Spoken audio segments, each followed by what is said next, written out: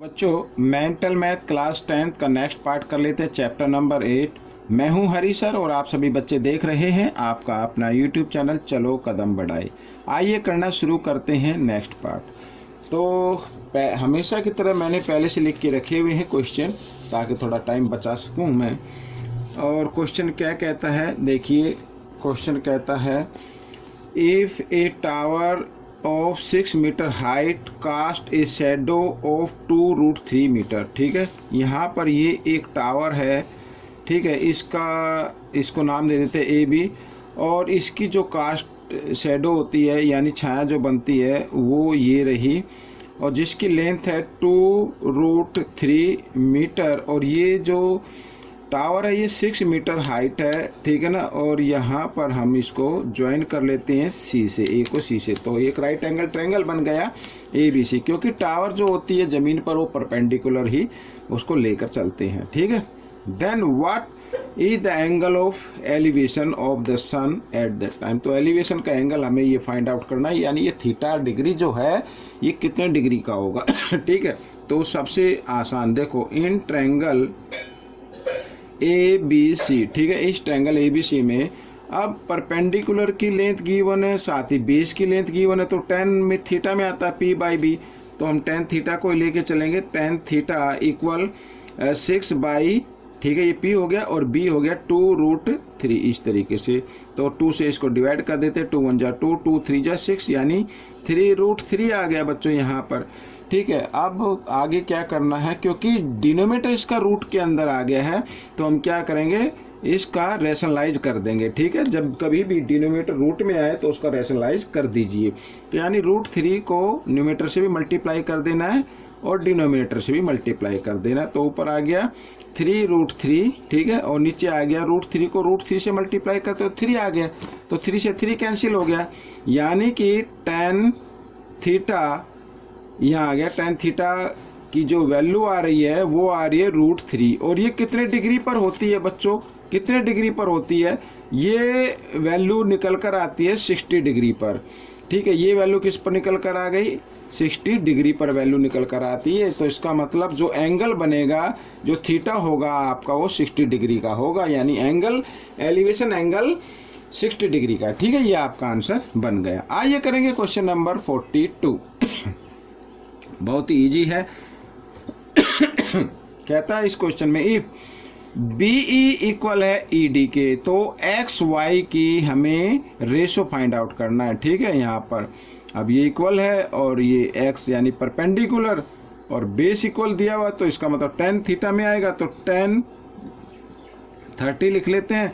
और जो होगा एक्स बाई यहाँ पर इसको, क्योंकि ये दोनों इक्वल हैं तो यहाँ पर मैं बी ई लिख देता हूँ। ठीक है, दोनों इक्वल हैं, तो √30 की वैल्यू होगी 1/√3 equal x by B E. ठीक है, क्रॉस मल्टीप्लाई कर देते हैं, तो बी ई की वैल्यू आ गई बच्चों यहाँ पर, बी ई की वैल्यू आ गई है इक्वल √3x। ठीक है, ये हमारी बी ई की वैल्यू आ गई है। अब बच्चों अब लेंगे ट्रायंगल, इन ट्रायंगल, ये ट्रायंगल का नाम चाहे तो ए बी ई इधर लिख सकते हैं। ठीक है, in triangle A B E, otherwise आप इसको बिना लिखे भी कर सकते हैं। तो ट्रायंगल सी डी ई, ठीक है, इसमें भी क्या है, परपेंडिकुलर की लेंथ y है और बेस की इक्वल दी हुई है, यानी दिया हुआ एक तरीके से ई डी। ठीक है, तो 10 लेके चलेंगे टेन थीटा में, यानी टेन 60 की वैल्यू। ठीक है, टेन 60 डिग्री यानी टेन थीटा क्या होता है, P जो y है और B जो दिया हुआ है ED। ठीक है, इस तरीके से। अब टेन 60 की वैल्यू होती है बच्चों √3, तो इक्वल y इक्वल ED। ठीक है, अब क्या करना है, √3 के नीचे 1 लेते हुए क्रॉस मल्टीप्लाई कर देना है, यानी ED की वैल्यू आ जाएगी y बाई √3। ठीक है, ये आ गई। अब देखो ED और BE ये दोनों इक्वल दी हुई हैं, तो इनकी जो वैल्यू निकल कर आई है वो भी क्या होगी, इक्वल होगी। ठीक है, वो वैल्यू भी क्या होगी, इक्वल होगी। तो आइए उनकी वैल्यू को हम इक्वल रख देते हैं। तो ये इक्वल रख दिया मैंने y और √3 इस तरीके से। ठीक है, अब देखिए आगे क्या करना है, मैं चाहूँ तो यहाँ पर लिख सकता हूँ क्योंकि बी ई इक्वल है ई डी के, ठीक है। तो हमने इनकी वैल्यू को इक्वल रख लिया। अब क्या करना है, अब √3 को इसके नीचे 1 मान लीजिए, √3 को इधर लेके आओ तो यहाँ पे क्या हो जाएगा 3x हो जाएगा, √3 को √3 से मल्टीप्लाई 3x आ गया और इधर y हो गया, ठीक है। तो हमें जो रेशो फाइंड आउट करना है वो करना है x रेशो y, या यहाँ पर लिख सकते और डाल के x/y, ठीक है। दोनों का मतलब एक ही है। अब देखो अब क्या करना है, इस y को, क्योंकि इधर कुछ नहीं बचा √3, हाँ ये रहा, तो इस y को हम इधर ले आते हैं तो इधर ये डिवाइड में आ जाएगा इस तरीके से, ठीक है। इधर कुछ नहीं बचा तो 1 बच गया, और 3 इधर मल्टीप्लाई के फॉर्म में इधर आकर वो डिवाइड में आ जाएगा, ये आ गया। तो यानी x रेशो y का जो रेशो आया है वो आया 1:3, तो ये आपका आंसर निकल गया बच्चों, ठीक है। आइए करेंगे नेक्स्ट क्वेश्चन, क्वेश्चन नंबर 43, ये रहा आपके सामने, ठीक है। अब देखो क्या कहता है question, in right angle triangle ABC angle B 90 degree है, ये 90 डिग्री का गिवन है, AC माइनस AB इक्वल है 1, then find the value cos A plus cos B plus cos C। इनकी वैल्यू आपको फाइंड आउट करनी, बहुत ही इजी क्वेश्चन है, आप ध्यान से देखें और देख कर दूसरों को जरूर सिखाएं, अपने तक सीमित ना रखें ताकि आपकी अच्छी प्रैक्टिस हो सके, ठीक है। अब देखो इधर क्या गिवन है, इधर गिवन है AC माइनस AB इक्वल 1, ठीक है। तो हम क्या करते हैं, हम AB को इधर ले आते हैं तो 1 इधर प्लस AB हो गया, क्या हो गया AB हो गया। तो AC की लेंथ क्या आ गई, ये आ गई बच्चों, AC की लेंथ क्या आ गई 1 प्लस AB आ गई, ठीक है। तो इसको इस तरीके से हम इस क्वेश्चन को करेंगे। अब सबसे पहले यहाँ पर आप देखिए ये राइट एंगल ट्रायंगल है, क्या है राइट एंगल ट्रायंगल है, और राइट एंगल ट्रायंगल में क्या होता है बच्चों, जो 90 डिग्री के अपोजिट साइड होती है वो हाइपोटेन्यूज होती है, यानी AC स्क्वायर इक्वल होना चाहिए AB square plus BC square, ठीक है, इस तरीके से। अब AC की जगह AC की वैल्यू को रखेंगे AB और यहाँ पर डालेंगे स्क्वायर, AB तो AB है इसे यूं का यूं, और BC है 7 तो 7 का स्क्वायर, इस तरीके से, ठीक है। तो A प्लस B स्क्वायर का formula A square plus B square plus 2AB ये आ गया, और इक्वल AB स्क्वायर प्लस 49, ठीक है। अब यहाँ भी AB स्क्वायर है और इधर भी AB स्क्वायर, दोनों के बीच में इक्वल का साइन है, दोनों ही नंबर इक्वल है तो इनको आप कैंसिल कर दीजिए, ठीक है। अब ये +1 है, इधर इक्वल के साइन से इधर लेके आओ तो माइनस में हो जाएगा, तो कितना आ जाएगा 48 आ जाएगा भाई, ये +1 है ना, इक्वल के साइन से इधर आकर -1, तो 49 में से -1 कर दें 48 आ गया। AB की वैल्यू निकाल लेते हैं, 24 आ गई, ठीक है, 2 से डिवाइड कर दिया 24 आ गई AB की वैल्यू, ठीक है। अब हम क्या करेंगे, ये जो हमने इक्वेशन बनाई थी ना ये वाली, इसे 1 मान लीजिए, अब AB की वैल्यू इस 1 में पुट कर दीजिए, ठीक है। आइए इधर कर लेते हैं, पुट वैल्यू ऑफ AB इन 1 में कर देते हैं, तो AC की वैल्यू आ जाएगी AC इक्वल 1 प्लस AB की जगह AB की वैल्यू को पुट किया तो आ गया 25, ठीक है, ये आ गई, समझ में आ गया। अब हमें निकालना cos A, अगर cos यहाँ पर है बच्चों cos ये, तो ये हो गया बेस, ये हो गया परपेंडिकुलर, और ये हो गया क्या हाइपोटेन्यूज। तो cos थीटा क्या होता है बच्चों, cos थीटा होता है बेस बाई पर हाइपोटेन्यूज, ठीक है। तो मैं यहाँ पर लिख लेता हूँ एक बार, AC तो है बच्चों 25 और ये है 24, ठीक है। तो cos A की जगह, ये cos A की जगह cos A जो होता है ना cos A, ठीक है ना, B बाई H, तो B है 24 बाई H है 25, ठीक है।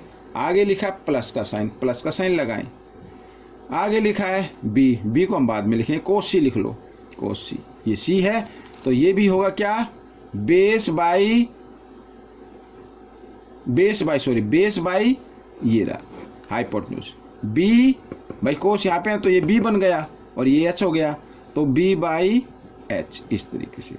ठीक है, अब यहाँ पे लिख लो कोस बी की वैल्यू, कोस 90 की वैल्यू, कोस 90 की वैल्यू क्या होती है बच्चों?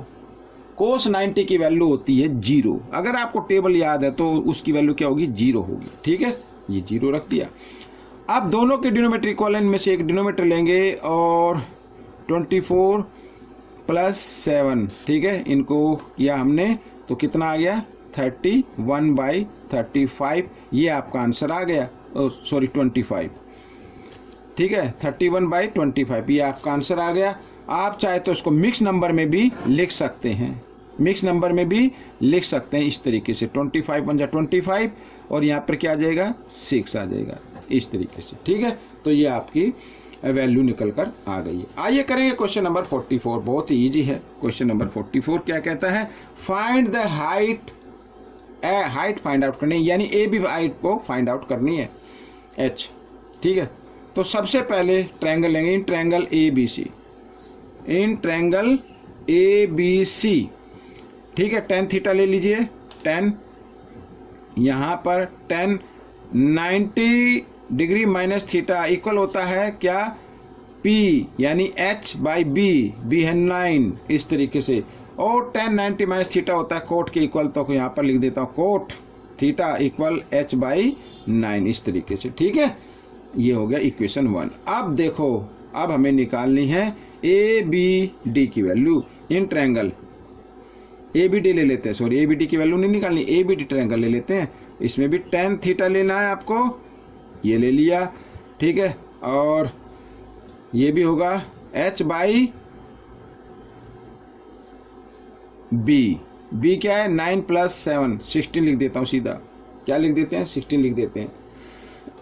अब क्या करना है बच्चों? ये आ गई इक्वेशन सेकंड। ठीक है, अब क्या करना है? अब करना है आपको, हम कर लेते हैं इसको मल्टीप्लाई कर लेते हैं 1 और 2 से, फ्रॉम 1 and 2। ठीक है, यहाँ पे लिखा कोट थीटा और यहाँ पे लिखा हो tan थीटा, ये लिख, चलो एक बार लिख लेता हूँ tan थीटा। इनकी वैल्यू को भी आप लिख लीजिए मल्टीप्लाई की फॉर्म में इस तरीके से। ठीक है, ये मैंने लिख लिया है। ठीक, अब क्या करना है? Cot theta tan theta equal होता है 1 बाई कोट थीटा के। ठीक है, इक्वल H को H से मल्टीप्लाई किया, H स्क्वेयर, और 16 को 9 से किया, 69 जा 144, तो कोट से कोट कैंसिल हो गया, यहाँ पे 1 बचा। इस 1 को, इस 144 को इधर डिवाइड में है, इधर ले आएंगे, मल्टीप्लाई में आ जाएगी, यानी इस तरीके से आ जाएगा H स्क्वेयर इक्वल 144 आ गया। ठीक है, H निकालना है तो 144 इधर स्क्वायर में, इधर आकर इसको रूट में चेंज कर देना। जब ये इसको हम लेके आएंगे राइट साइड में तो रूट के अंदर चेंज कर देना है, और 144 का रूट होता है बच्चों 12। ठीक है, क्या होता है? 12, तो 12 मीटर हाइट आ गई बच्चों। ये आपको फाइंड आउट करना था, तो ये क्वेश्चन आपका सोल्व हो गया है। बच्चों करते हैं क्वेश्चन नंबर 45, आपके सामने है, बहुत ही इजी है। आइए क्या कहता है क्वेश्चन, देखो, find the value of P। Figure आपके सामने P की वैल्यू फाइंड आउट करनी है। ठीक है, और यहाँ पर ये जो है ना AC, ये है 5 सेंटीमीटर और BC है 12 सेंटीमीटर। ठीक है, तो सबसे पहले बच्चों P की वैल्यू अगर हमें फाइंड आउट करनी है तो ये कर सकते हैं हम बच्चों एरिया के फॉर्मूले से, एरिया निकालने से। ठीक है, लेकिन एरिया के लिए तो सबसे पहले हमें क्या करना पड़ेगा? अब एरिया अगर निकाले तो एरिया ऑफ ट्रायंगल क्या होता है? 1/2 base into height AB। Base तो AB होगा ना, और हाइट P हो गई। ठीक है, फॉर्मूला तो यही होगा ना ट्रायंगल का, area, area of triangle, area of triangle क्या होता है फॉर्मूला? 1/2 बेस इंटू हाइट, यही होता है। और बेस है इसमें AB की तो लेंथ हमें नहीं मालूम है, और H का तो चलो P है। ठीक है, तो हमें सबसे पहले AB की लेंथ फाइंड आउट करनी होगी। अब आप इसको भूल जाओ, ये 2P है ना, इसको भूल जाइए आप। अब सबसे पहले ट्रायंगल लेंगे, देखो यहाँ पर इन ट्रायंगल ACB, ये ले लीजिए ACB। ठीक है, पाइथागोरस थ्योरम से हम इसकी AB की लेंथ निकालेंगे। पाइथागोरस थ्योरम से हमें क्या करना पड़ेगा? AB की लेंथ निकालनी पड़ेगी। ठीक है, तो AB स्क्वायर, क्योंकि 90 डिग्री का अपोजिट साइड है, तो ये हाइपोटेन्यूज कहलाता है। तो हाइपोटेन्यूज का स्क्वायर इक्वल होना चाहिए बेस के स्क्वायर और प्लस परपेंडिकुलर स्क्वायर, ठीक है। तो AC square plus BC square, इस तरीके से। तो AB के लेंथ निकाल लेते हैं पहले। AC 5 स्क्वायर, BC 12 स्क्वायर और 5 का स्क्वायर 25 प्लस 12 का स्क्वायर 144, दोनों को ऐड किया तो 169 आ गया। आइए AB इक्वल 169, इक्वल स्क्वायर था AB के ऊपर, ठीक है। इक्वल के साइन से इधर लेके आए थे, रूट में चेंज कर देते हैं। तो 169 का रूट क्या हो गया 13 सेंटीमीटर आ गया। अब निकल गई। अब सबसे पहले हम क्या करेंगे, ठीक है, फॉर्मूला तो यही होता है। तो पहले हम AC को बेस मानकर एरिया निकाल लेते हैं, ठीक है। तो एरिया ऑफ ट्रायंगल ACB, ठीक है। फॉर्मूला क्या होगा 1/2 बेस क्या हो गया AC, हाइट क्या हो गई BC, ठीक है भाई। 90 डिग्री का एंगल जहाँ पे बनता है ना, ये बनता है, तो ये बेस होगा, ये हाइट हो गई। अगर इसको बेस माने तो ये हाइट हो जाएगी, इस तरीके से, ठीक है। तो 1/2 बेस है बच्चों 5 और हाइट है 12, 2 से डिवाइड कर देते हैं 12 को, 6 पे जाएगा, 6 5 जा 30 सेंटीमीटर स्क्वायर आ गया बच्चों। अब यही एरिया आएगा, आप अगर AB को बेस मानकर एरिया निकालेंगे तो यही 30 सेंटीमीटर एरिया आना चाहिए। आइए करते हैं area of triangle ACB, formula वही 1/2। अब की बार बेस ले लेते हैं हम AB, ठीक है, AB और हाइट ले लेते हैं P। तो एरिया का फॉर्मूला आ गया, इसी ट्रायंगल का है, लेकिन एरिया इसका वही आएगा जो एरिया भी हमने निकाला 30, यानी इसको 30 के इक्वल रख देना है आपको। तो 1/2, ठीक है बच्चों। AB 13, P आपको निकालनी है 30, ठीक है, इस तरीके से। तो 2 डिवाइड में है, 13 मल्टीप्लाई में है, जो मल्टीप्लाई में है उसको हमें डिवाइड में ले लेना है, और जो डिवाइड में उसको लेना है किसमें, मल्टीप्लाई में ले लेना है। तो 32 जा 60/13, ये आपका आंसर आ गया। अगर आप चाहे तो इसको मिक्स नंबर में लिख सकते हैं, ठीक है। मिक्स नंबर में लिखने के लिए क्या करना पड़ेगा, 60 को 13 से डिवाइड कर दीजिए, 13 4 जा 52, 8 बच गया। तो ये जो 4 आए इसे होल नंबर बना दीजिए, जो रिमाइंडर है उसको न्यूमरेटर बना दीजिए, जिससे डिवाइड क्या हो तो डिनोमिनेटर रहेगा ही रहेगा। तो ये आपका आंसर निकल गया। तो बच्चों ये क्वेश्चन आपका सॉल्व हो गया है। आपको ये क्वेश्चन कैसा लगा मुझे ज़रूर बताएं, इसमें से सीखकर दूसरे बच्चों को ज़रूर सिखाना है। मिलेंगे नेक्स्ट पार्ट में, टिल देन थैंक यू।